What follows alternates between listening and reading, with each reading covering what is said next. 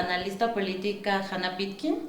Ella nació en Alemania en 1931. El contexto es un contexto difícil, todo el mundo lo sabe. En la Alemania de esa época ya está la persecución hacia la gente judía. Ella nace en el contexto de una familia intelectual judía de izquierda, ¿no? Su papá es Otto Pfennichel, que es un psicoanalista de la tercera generación. Entonces Hannah Pitkin nos dice que sus influencias como una persona refugiada la marcaron en el sentido en que para ella el cambio de idioma, el cambio de lugar, desde ahí empezó su interés por el análisis del lenguaje y por la cuestión política, porque ella siempre estuvo rodeada de personas que le hablaban sobre la política.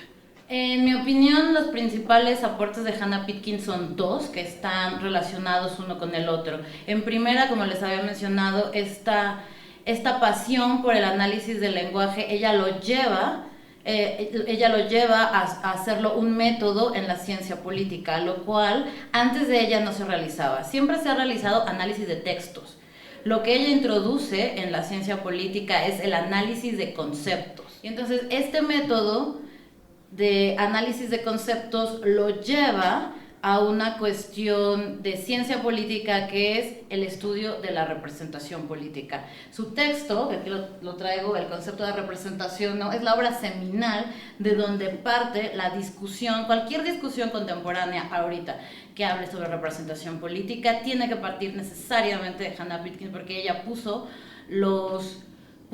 digamos, los conceptos fundamentales desde cuáles entender, teorizar y debatir acerca de él, ¿no? Entonces, en esta obra lo que ella se pregunta es qué es lo que debemos de entender por representación política y cómo diferenciarlo de otros tipos de representación que utilizamos en el lenguaje cotidiano, como es la representación artística, representación teatral, representación simbólica, ¿no?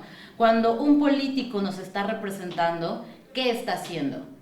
Cuando nos está representando, queremos decir que tiene autoridad sobre nosotros, o quizás queremos decir que refleja mi opinión, o tal vez que ese representante político, él tiene que darme cuentas acerca de lo que está haciendo, o quizás es una persona que tiene mayor comprensión de cuáles son mis intereses y los va a realizar en la esfera pública, o tal vez simplemente él va a defender mis intereses por mí, como si yo lo hiciera. Entonces, Hannah Pitkin, ella empieza a hacer todo este análisis conceptual y propone obviamente su manera normativa de entender la representación. Yo creo que ella es una autora muy vigente por tres razones. Ella introduce el método del análisis de conceptos para la cuestión política, eso es fundamental.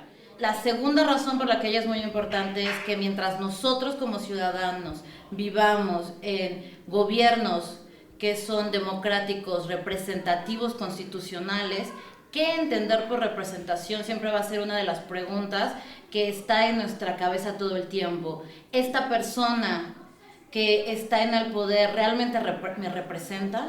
¿Me representa democráticamente? ¿Es un buen representante? Sí, no, ¿por qué?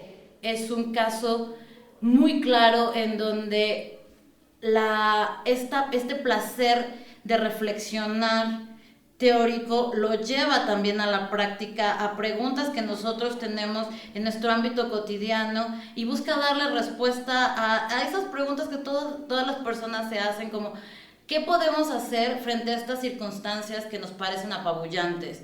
Por ejemplo, su pregunta es ¿en qué sentido yo soy responsable o no de lo que el gobierno, en algún sentido representativo democrático que ocurrió en la Alemania nazi, ¿no? ¿En qué sentido las personas que vivían en ese gobierno eran responsables por lo que estaban haciendo los nazis, en tanto que representación, y en qué sentido no?